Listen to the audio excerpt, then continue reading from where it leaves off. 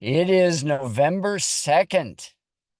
We're already in the month of November. This is my last day in Kansas City. I came down here for 1 week to work and to generate some extra income to take care of things overseas. I was able to do quite a few jobs, which was a blessing. There was 2 jobs that I didn't get to do that one got postponed and the other one I just ended up doing some free consulting for. And so I didn't quite get everything that I was looking for, but nonetheless, it was an amazing week. Yahweh took care of it, and all of the needs overseas are going to end up being met. So I'm giving him praise for that. Thank you for your prayer, and thank you for the opportunity to give Yahweh the praise that he deserves for his provision. I sent out to each one of you this morning on a text. I sent you 9 pictures, and the 9 pictures really began with this one right here, which is the Hebrew for Genesis chapter 1, verse 1. And what I want you to do is look at your phone or wherever it got sent to and look at the Hebrew of Genesis 1:1. You may remember from last week, I gave you a different perspective from Genesis 1:1. The perspective was that it is not a creation story per se, it's a restoration story. And what we saw in Genesis 1:1, in the beginning, God created the heavens and the earth.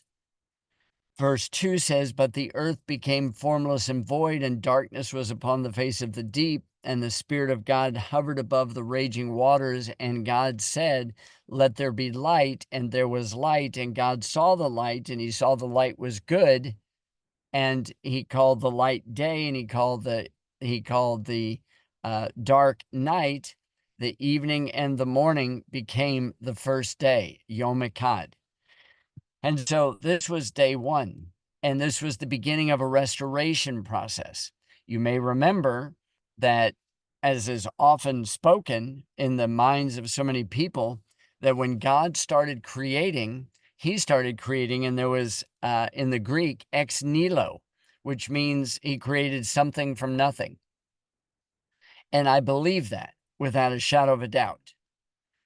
That was in Genesis 1:1. But in Genesis 1:2, something happened to that perfect creation. And that's why in Genesis 1:2, you have water that's already there. You have the earth that's already there. You've got the Spirit of God that's hovering above the water. There's darkness, there's no light. And when we examined Genesis chapter 1, verse 1 through chapter 2, verse 3, the 7 days of what we call the creation story, we saw that it's actually a picture of the process of redemption of God's fallen creation. It sets up the pattern for the earth over day 1, 2, 3, 4, 5, 6, and the 7th day of rest. It sets up the pattern for our individual redemption, day 1, 2, 3, 4, 5, 6, and then the Sabbath rest. It sets forth the prophetic calendar for God on days 1,000, 2,000, 3,000, 4,000, 5,000, 6,000, 7,000 years of rest.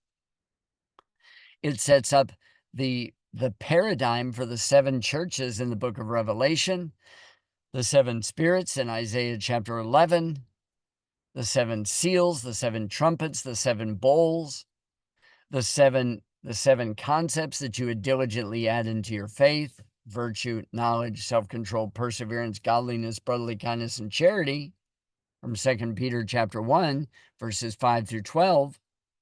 And we could go through all of these lists that fit on the menorah, on the 7-branched lampstand: 1, 2, 3, 4, 5, 6, 7.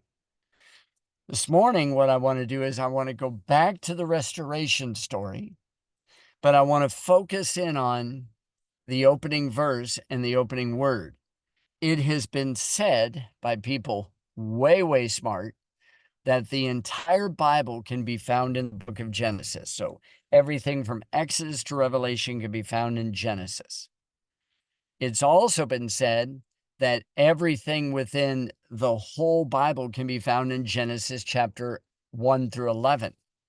It's also been said that everything can be found in the Bible in Genesis chapter 1 through 3.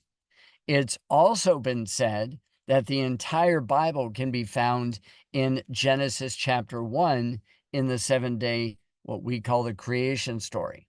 It's also been said that the entire Bible can fit into Genesis chapter 1, verse 1, the 7 words in Hebrew. And it has also been said that the entire Bible can be squeezed into the very first word in the book of Genesis, Bereshit, in the beginning. And that's where I want to begin with you. So if you look at this, the slide that I gave to you this morning with Bereshit, you'll notice that the bait, and Hebrew is read from right to left. You'll notice that the bait, it kind of looks like a sideways staple. That is enlarged. And in every Torah scroll in the world, that is enlarged. And there's a purpose behind it. The reason is because bait, which is actually the Hebrew word for house, it's also the second letter of the son of the Hebrew alphabet. It is also a picture of the house is enlarged because everything comes out of that house. All of the Hebrew alphabet comes out of that house. All the rest of the letters come out of that house. Now, when we take that word Bereshit and we look at this, it says in Hebrew, it says, Bereshit bara Elohim et hashemayim vayet haaretz. That's how the Hebrew reads in Genesis chapter 1. If you look at this, you'll see that there's 1, 2, 3, 4, 5, 6, 7 words. You'll also notice that the center of those 7 words, 1, 2, 3, 4, is the Aleph Tav. In all traditional translations, the Aleph Tav is not translated. The Aleph Tav in Hebrew grammar, is a direct object. It points to something. It points to the heavens and the earth. But it also gives us an insight as to how God created everything. The Aleph Tav is the same as the Alpha and the Omega. The Aleph is the first letter of the Hebrew alphabet. The Tav is the last letter of the Hebrew alphabet. The Alpha is the first letter of the Greek alphabet. The Omega is the last letter of the Hebrew alphabet, of the Greek alphabet. So you've got the beginning and the end. That's the center of this 7-word menorah in the very, very beginning. Now there is, in this phrase here, Bereshit bara Elohim et hashemayim vayet haaretz, there are 7 alephs. And if you look at those carefully in the word Bereshit, the third letter from the right is an aleph. You'll notice in the second word that the third letter of bara is an aleph. And you probably have already noticed that the letters Beit, Resh, and Aleph are the first 3 letters of the word Bereshit. Bereshit bara, bara. Then in the third word, you'll notice that the Aleph is the first letter. In the fourth word, you'll see that the Aleph is there. You will not see an Aleph in the 5th word. You'll see an Aleph in the 6th and an Aleph in the 7th. Now that's going to be important. And you say, well, why is that so important? Because it's going to reveal something. Take a look at the second slide that I sent to you. The second slide, I have for you a mark dividing the word right in half. And you'll notice that the word Bereshit is broken up into the first two letters. The first two letters are a beit and a resh. A beit and a resh in Hebrew spells the word bar, like Simon bar Jonah, Simon, the son of Jonah, which is going to be important for our Torah portion today. Simon bar Jonah. So a son is revealed at the very, very beginning of Bereshit. A son will come out of the house. Now notice that the rest, ashit, is actually the phrase or the word, I have prepared. So at the very beginning of Bereshit, a son has been prepared. Prepared for what? Well, from Revelation chapter 13, we know that from the foundations of the world, Yeshua was crucified. So the initial reality of the gospel is established in the very first word. Now, in my personal studies, and I spent this week 3 days just looking at the word Bereshit, going through and looking as many words as I could possibly find in the word Bereshit. There's over 20 words in Bereshit, and I'm not sharing them all with you this morning, but I wanted to establish a truth for you so that when we go into this week's Torah portion with Noah, you'll be able to say, oh, wow, that pattern was established at the beginning. In the word Bereshit, a son, bar, I have prepared. So go to your next. You'll notice here in the word Bereshit that we have the house, and then you see the resh, the aleph, and the sheen. Now that's the word for Rosh in Hebrew. Rosh means first. It means the head. So you have in Bereshit, Rosh, you have the first house or the head of the house. And then you'll notice there at the very end, you have the Yud and you have a Tav at the very end of Bereshit. Now you say, well, what word is that? Well, that is less important in my mind than it is about what this word represents. If I take the Yud and I take the Tav and I count its numeric value, I get 410 years. 410 years is the amount of time that the first house, the Temple of Solomon, stood. At the very, very beginning of Bereshit, we see that there is a son who has been prepared to dwell in a house and to become the head of the house. And that first house lasted for 410 years. If you go to the next slide, and you notice that within the word Bereshit, we have the word for covenant and we have the word for fire. Once again, let me remind you that what we're not doing is we're not being exhaustive. I'm just making a connection between this and last week's Torah portion. If I take the first letter, the beit, and the second letter, the resh, the second to last letter, the yud, and I take the tav, and I put br yud tav together, I get the word Brit. The word Brit is the word for covenant. And if I take the two letters in the middle, the aleph and the sheen, I get the word fire. At the center of every covenant is the God who is a consuming fire. A consuming fire will do one of two things. It will either consume the dross so it can be removed, or it will melt something, or it'll harden something. It either purifies or it hardens, depending on whether we're dealing with clay or whether we're dealing with wax. It either consumes like wood, hay, and stubble, or it purifies like gold, silver, and precious stones. So in the very beginning of Bereshit, we have this beautiful picture of a house and a son being prepared.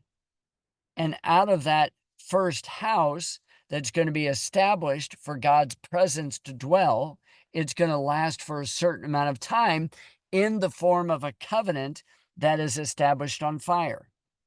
And then, if you remember in the studies that we've done all week long, the purpose for every korbanot, every offering that's made, it was to be seasoned with salt. And that salt is a very, very, very valuable substance that God is asking us to trust him with to be able to put on all of our offerings. If you go back to the next slide, and the next slide is broken up into two words, bara, which is the word for created, and then the ending word is the word sheet. And sheet is the number 6 in Hebrew. So he created 6. Now, when I saw this, I scratched my head and I said, what's so significant about this?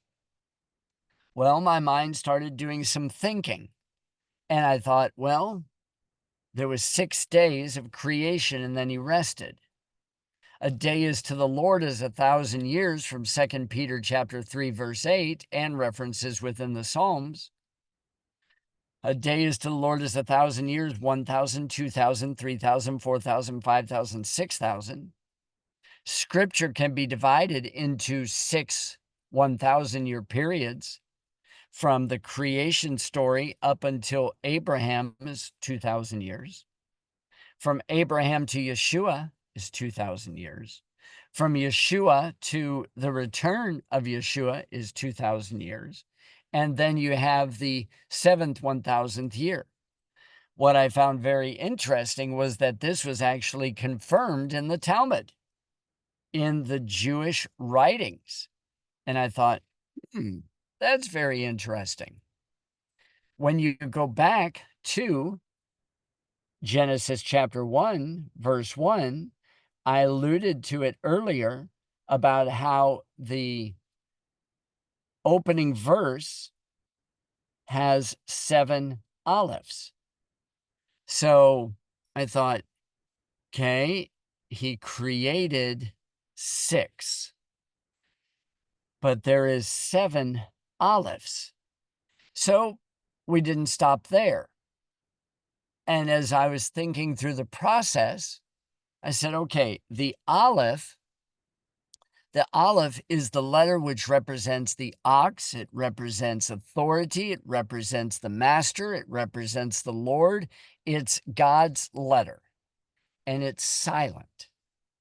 The beit, which is the second letter, represents the sun, and it is very strong and powerful and very visible, as the book of Genesis begins with a beit rather than an aleph.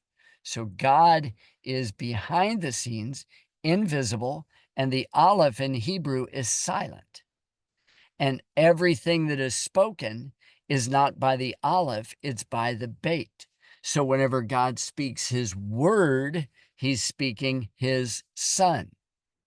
So now what's interesting is that when you look at the word aleph, there is a homophone word which sounds just like it, aleph.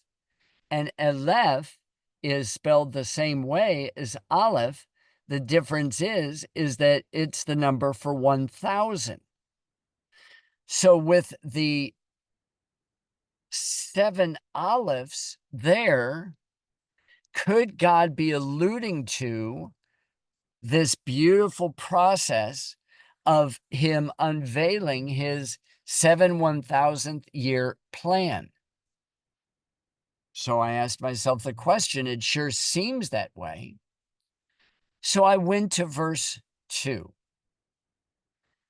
And in verse 2, it says, "But the earth became formless and void, and darkness was upon the face of the deep. And the Spirit of God hovered above the raging waters." And I thought to myself, there's only 2 olives in that entire verse. So I thought back to the first 2,000 years of what we call the creation story, and it was nothing but darkness, destruction, death. Mankind in 10 generations just went boop, boop, boop, boop, boop, boop, boop, boop, boop. He went down, down, down, down, down, all the way to the time of Noah, up until the time of Abram. And then when I go to the next verse, where it says this is Genesis chapter 1, verse 3, "And God said," and I looked at that and I said, "Oh, and God said there's 2 olives." So what did God do? Well, through Abram, Isaac, Jacob, Joseph, Moses, Joshua, through the prophets, over the next 2,000 years, God spoke through his patriarchs, through his representatives, through his people for the next 2,000 years.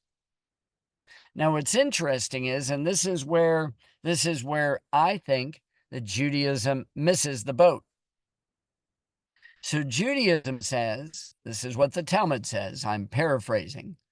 What the Talmud says, and if you're wondering what the Talmud is, it's all of the commentaries of what the greatest minds of the sages have thought. It's all compiled as to what they think. They all are in agreement that the first 2,000 years was just not good. The next 2,000 years was the revelation of God speaking. And then the problem was that because of sin, mankind didn't receive the Messiah. He should have come at the 4,000 years, but in Judaism, they say, no, he didn't. But in the Hebrew roots, Messianic, Christian world, we recognize that Yeshua did. The second part of that verse says, "Let there be light," and there was light. And when that was examined, I noticed there's 2 olives. 2 olives, not good. 2 olives, God speaks. 2 olives, let there be light. And I thought to myself, wow, that's amazing. That's exactly how God lays out his opening itinerary. Wow. Now, I want to take you over to the Torah portion for today. Now, I want to take you over to Genesis chapter 8. There is so much to say about Noah, the preparation of the ark, why he went into the ark, what he did for the entire year that he was on the ark, why it rained for 40 days, why it didn't rain for 60 days or 80 days or 200 days, what that has to do with the mikvah, with baptism, why he sent out a raven, why he sent out, and the raven didn't come back, why he sent out a dove, and then he sent out a dove again, and the dove brought back the olive tree, and then he sent out the dove again, and it didn't come back. Why did he send birds out 4 times? So there are incredible truths within it. There's incredible truths within the genealogy of Noah. There is pictures of going back into the Garden of Eden. Hence, this is the reason why Noah was naked. Because he felt like, okay, I'm the second Adam. We're starting over fresh. And there he was naked. There's truths to be established with Shem, Ham, and Japheth. Truths there with their names. Truths to be established in regards to, and these are the generations of Noah. And those generations of Noah and it tells you Shem, Ham, and Japheth, which, by the way, is not the order of their birth, but it gives to us those three. You would think that would give to us the generations, but it doesn't give that to us. It gives us a description of Noah. There's all kinds of truths in here to be gleaned, things that we've covered over the years. Today, I want to emphasize by tying back into last week's restoration story. I want to pick up in chapter 8. This is Genesis chapter 8. And what I'd like to do is I'd like to show you that in Genesis chapter 8, that the restoration story of Genesis chapter 1 is being retold. And why this is important is not just for Bible trivia to win the Friday night Erev Shabbat Bible trivia edition, and get the most points, but to say, how does this apply to me? Many things to say. And God remembered Noah, verse 1, and every living thing and all the cattle that was with him in the ark. And God made a wind to pass over the earth, and the waters went back. You may remember. This is what took place in Genesis chapter 1, verse 2. The wind was above the waters. The fountains also of the deep and the windows of heaven were stopped, and the rain from heaven were restrained. Remember, there was a difference between the waters above and the waters below. And the waters returned from off the earth continually, and after the end of 150 days, the waters were abated. This reminds us of day 3, when the waters were retracting and then the land came up out of the waters. And the ark rested in the 7th month on the 17th day of the month upon the mountains of Ararat, which is very interesting because in the 7th month, you have Yom Teruah, you have Yom Kippur, and you have the Feast of Tabernacles. On the 7th month, on the 17th day, we are 2 days into the Feast of Tabernacles. And the waters decrease continually until the 10th month. In the 10th month, on the 1st day of the month, were the tops of the mountains seen. So now the wind has pushed aside the waters. The waters have been stopped from above. The waters have been stopped from below. The land has now appeared. The ark comes to rest. And there are beautiful details about why it came to rest on a mountain, where it came to rest on the mountain, why it came to rest at that particular time.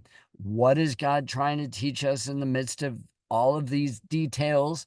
Is he just teaching us a Sunday school story, or is he trying to teach us something of greater value? Inquiring minds definitely want to know. And it came to pass at the end of 40 days that Noah opened the window of the ark which he had made, and he sent forth a raven.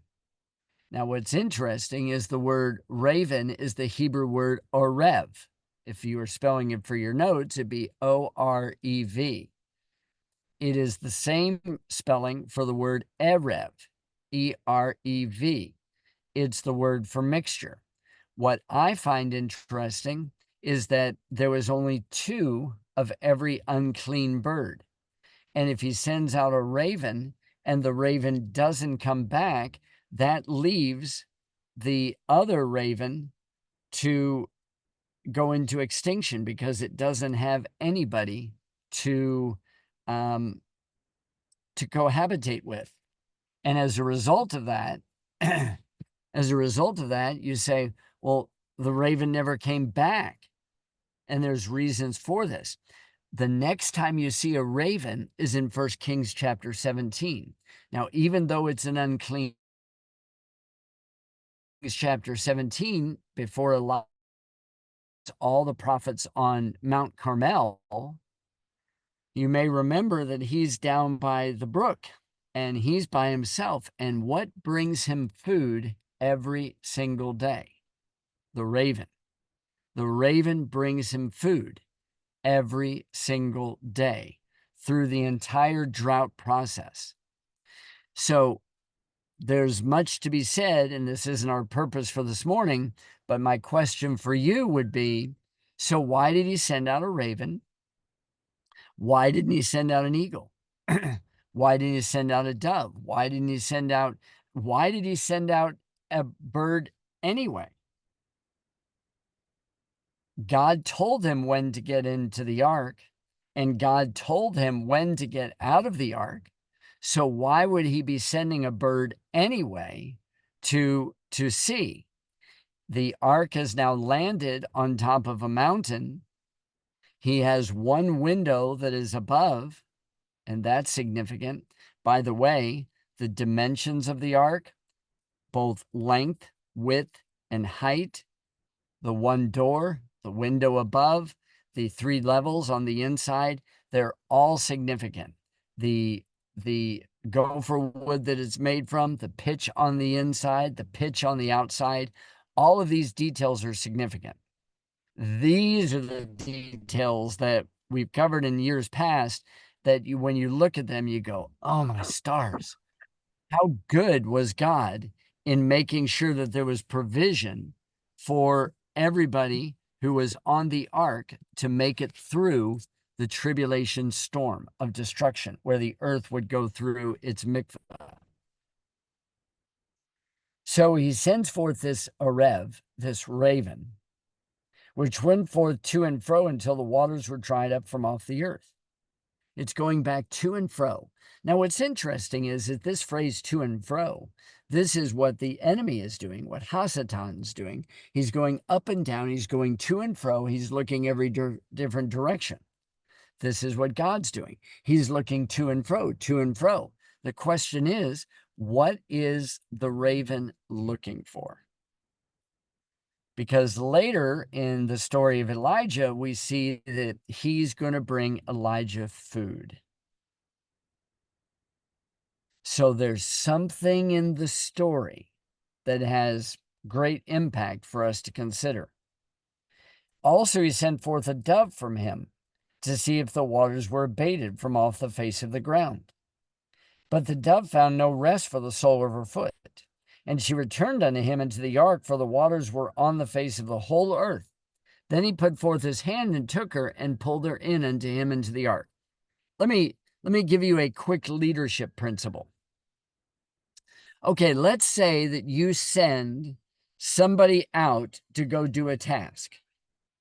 You as a leader has sent somebody out to go do a task, and they try their very, very best to accomplish the task, but they're incapable of accomplishing the task, and they come back weary and exhausted.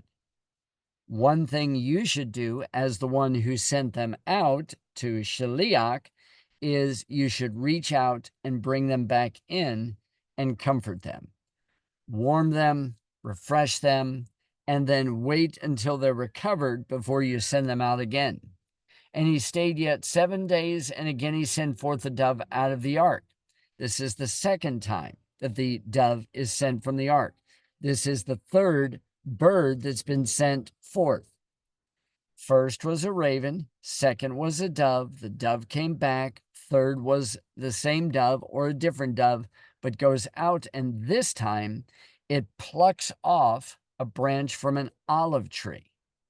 And we'd have to ask ourselves the question, why an olive tree? And why does it emphasize an olive leaf? And the dove came into him in the evening, and lo, and why in the evening? Why in the Arev? And lo, in her mouth was an olive leaf plucked off. Not an olive branch, an olive leaf. Why is that so important? Because we know, even in the study that I sent to you this morning, that you've been grafted into the olive tree. The olive tree is Israel. You've been grafted in by the mercy, by the grace of God, into that tree. When an olive tree sends forth its leaves, it's the sign of the next generation. Now, when we look at all 4 aspects of the birds that are released, the Orev, the dove, the Yonah, the dove, the Yonah, and the dove, the Yonah doesn't come back. it's a picture of the 4 exiles that Israel went through as a nation. 1, they went out, didn't come back. 1, they went out, they came back exhausted. 1, they went out, they brought back something that was hopeful. The next generation, establishing the kingdom. And then the final one, they go out, never to come back into the ark again. The ark is a teva. In Hebrew, it's spelled with a tav. But there's another word in Hebrew, teva, which is spelled with a tet. And the difference between a teva, the ark, a box, and a teva with a tet is the word teva with a tet is the word for the word. So Noah needed to go into the word in order to be protected from the storm within the teva, the ark, for the 1 year that he was there, diligently feeding the animals day and night, day and night, day and night, day and night, totally trusting in God, as we talked about covenant this week, and working his little fingers to the bone, getting those bony fingers. And he literally is giving, serving, feeding, giving, serving, feeding, giving, serving, feeding. And what's crazy about it is the way that the Hebrew text illuminates things. Noah and his family, his sons and his daughters, they're not cohabitating while they're in there because they're so busy, so busy, so busy. Prior to the flood, man had become so broken that it has affected all of creation, all the animals, the land, everything.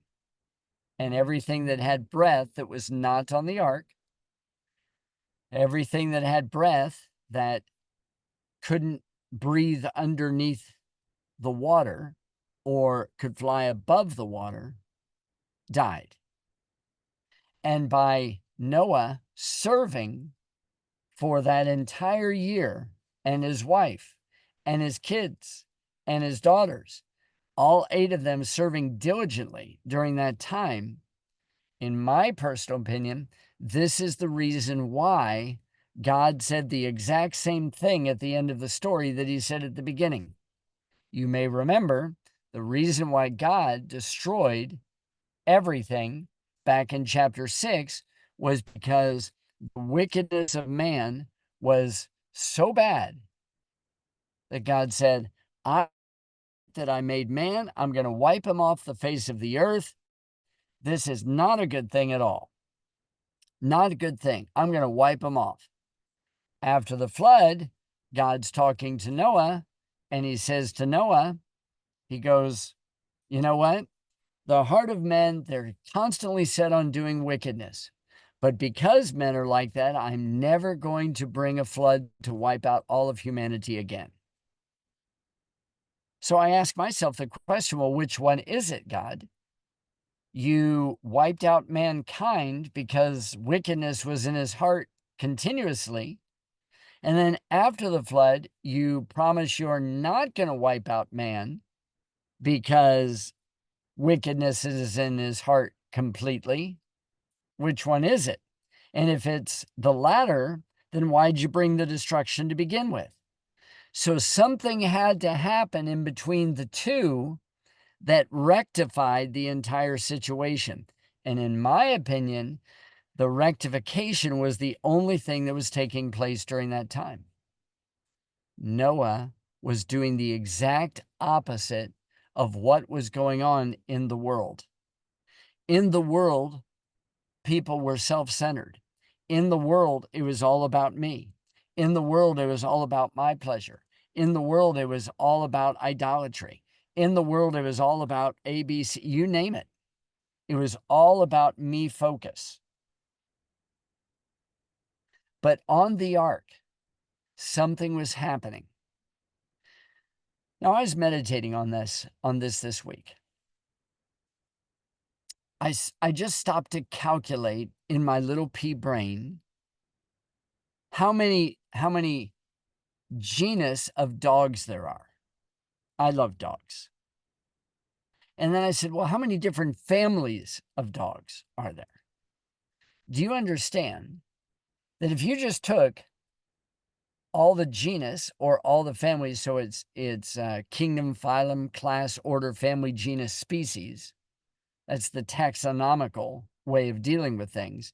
If you just took all the families of dogs, all the relateds, you couldn't, there's not enough room on the ark. If you do the cats, there's not enough room on the ark. If you do all of the whatever animals, there's not enough room on the ark. Literally, you can't have enough room, let alone have enough room on the ark for all the food. What do you do with all the waste? What do the boys and girls eat?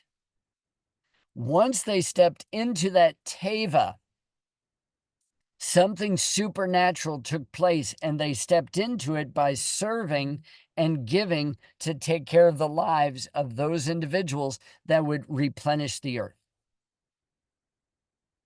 And of course, that's what they end up doing.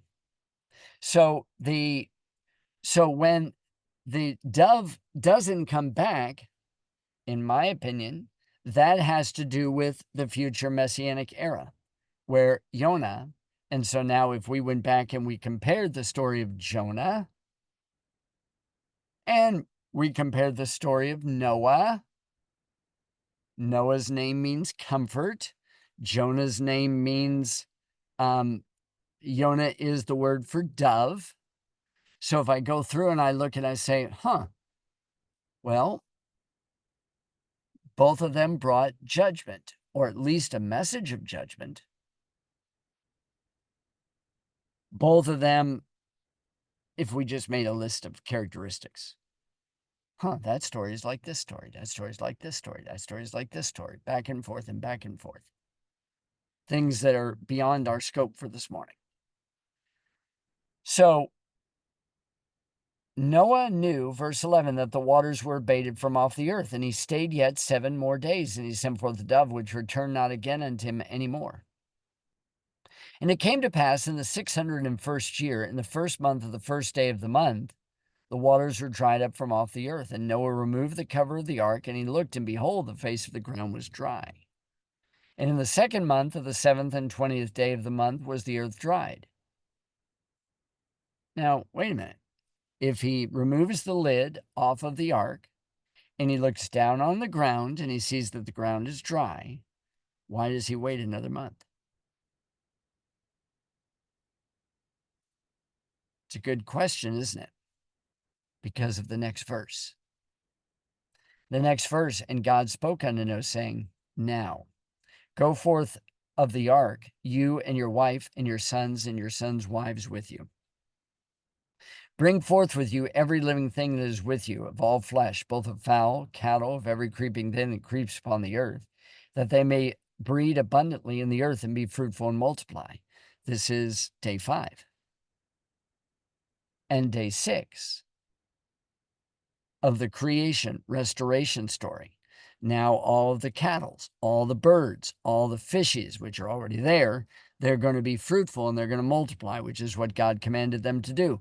And then Adam, his honey bunny, and their sons and their wives are going to get off the ark, and they're going to be fruitful and multiply too, which is the command that God gave to mankind, to be fruitful and multiply.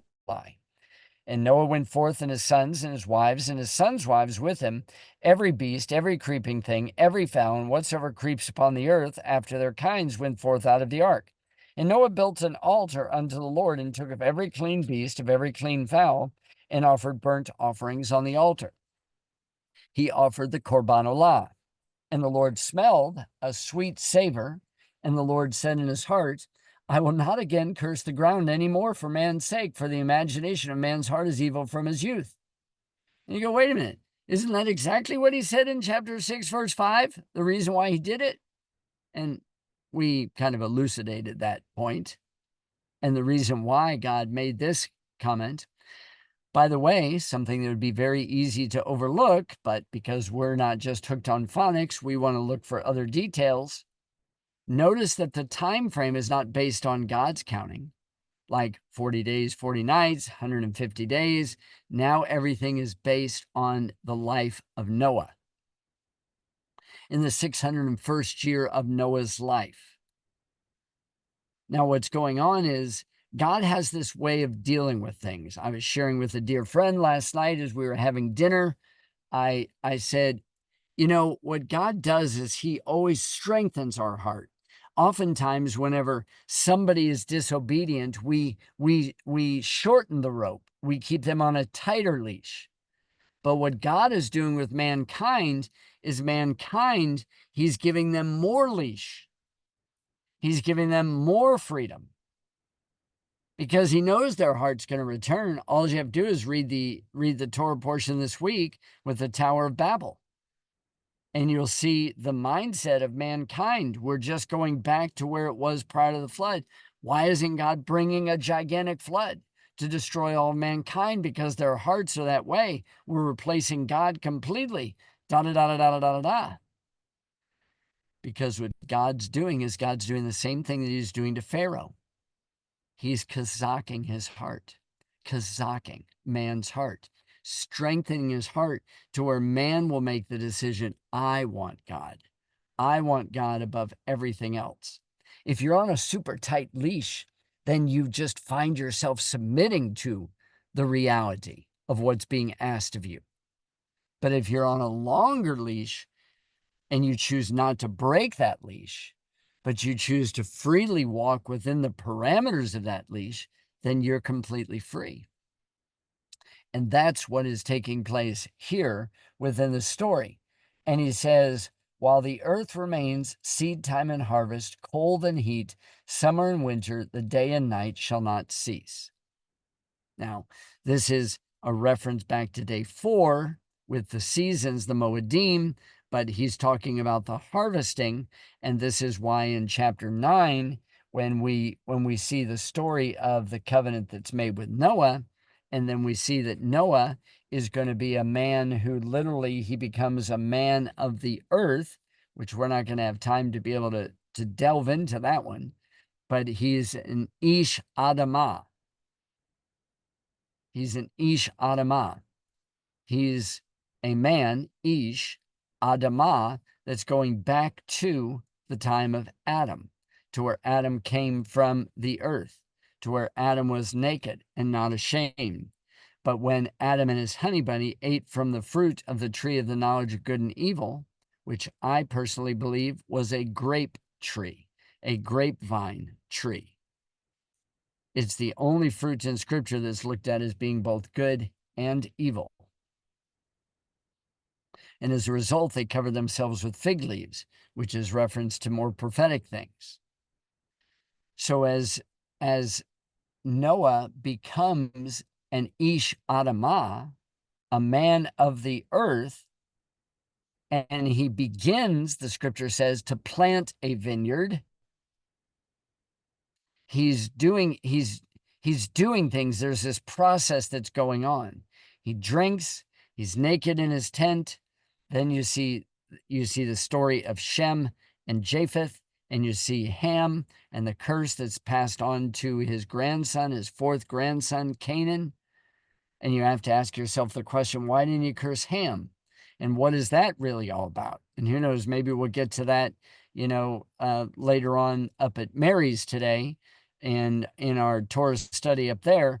But there is more to these stories than meets the eye. That's why God wants us literally on a day-to-day basis reading the Torah, reading the studies, reading the text, and asking ourselves good questions.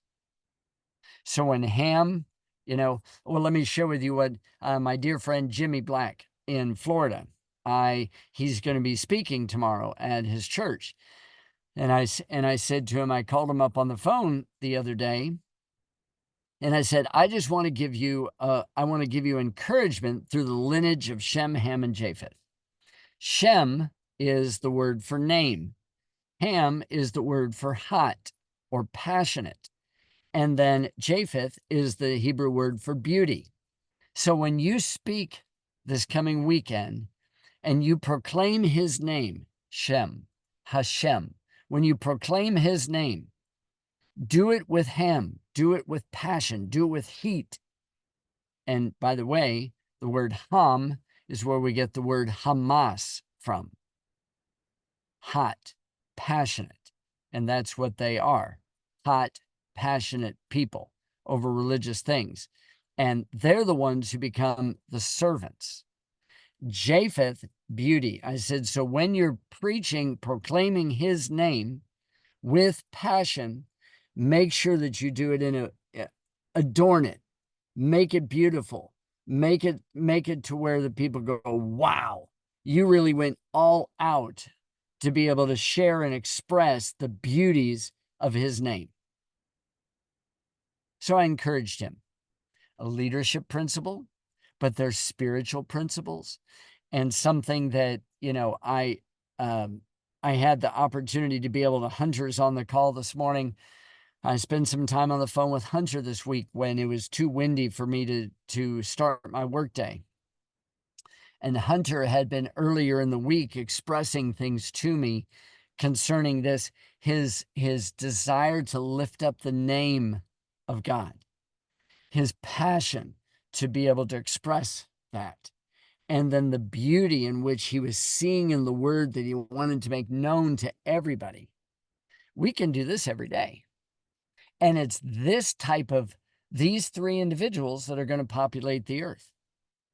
And I personally think these are three things that we should have in the way that we carry ourselves every day.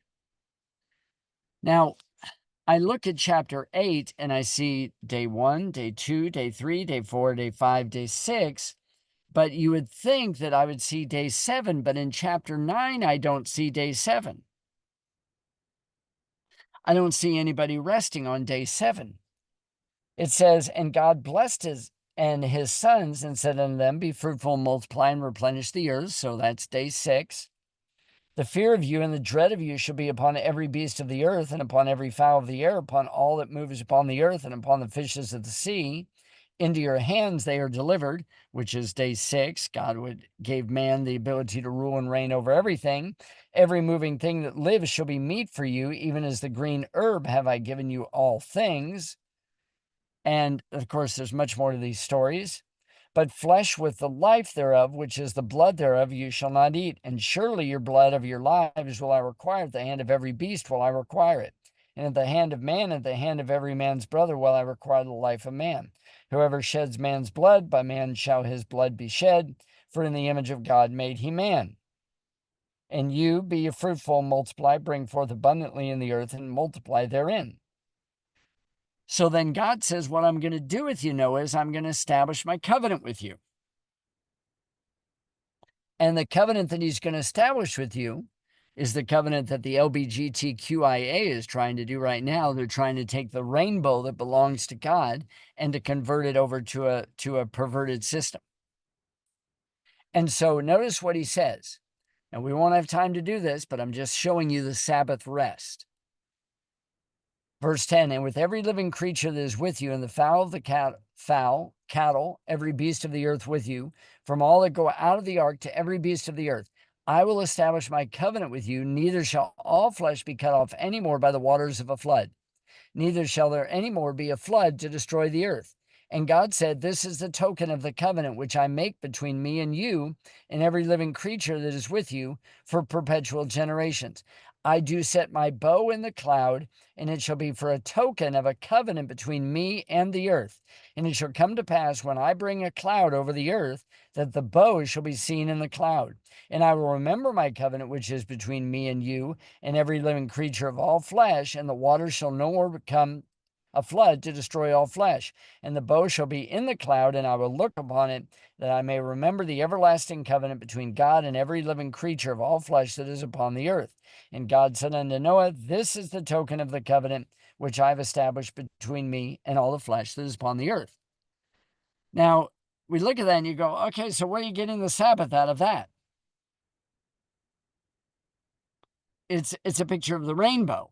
It's a picture that God's not going to destroy the earth with a flood. He's not going to wipe out all creatures, all beasts of the field, and all creeping things on the land. Where do you get the Sabbath from? You must peel one layer of the onion. And when you peel one layer of the onion, it'll take you over to Exodus chapter 31. In Exodus chapter 31, verses 13 through 18, the exact same language that's given in Genesis chapter 9 is the exact same language that's given in relationship to Shabbat. Exactly. There's the day of rest. There's the covenant promise. There's the provision for all of mankind. There's the provision for every beast of the field. There's where the weaning child the nursing child will play around the den of the snake. And there the weaned child will reach his hand down there and pull out the snake and say, "Hello, Mr. Snake." There the wolf will lay down with the lamb. Oh, the Sabbath day, that seventh day, that seventh 1000th year that was established back in Genesis. Chapter 31, verse 13. Speak thou also unto the children of Israel, saying, Verily my Sabbaths you shall keep. It is a sign between me and you throughout your generations, that you may know that I am the Lord that sets you apart. You shall keep the Sabbath, therefore, for it is holy unto you. Every one that defiles it shall surely be put to death, for whoever does any work therein, that soul shall be cut off from among his people. 6 days may work be done, but in the seventh is the Sabbath of rest, holy to the Lord. Whoever does any work in the Sabbath day, he shall surely be put to death. Wherefore the children of Israel shall keep the Sabbath to observe the Sabbath throughout their generations. Why? For a perpetual covenant, one that never ends. It's a sign between me and the children of Israel forever. For in 6 days the Lord made heaven and earth, and on the seventh day he rested and was refreshed. If I go back and I put the rainbow covenant, the Sabbath, the rainbow covenant, the Sabbath, the rainbow covenant, the Sabbath, and I look at the language, I'll go, he just got done re-emphasizing the 6 days of the restoration story of Genesis chapter 1, the same story, different characters, different environment. In Genesis chapter 8, he sets forth the Shabbat on chapter 9. He sets forth the Shabbat in Genesis chapter 2, verses 1 through 3. He promises and he makes a covenant, a Brit, just as he does with his Sabbath. It's eternal. It's everlasting. It's perpetual. It never ends. Shabbat Shalom. Let me end the call and take questions and answers and wish you a fantastic Shabbat. Let me see if I can find my button.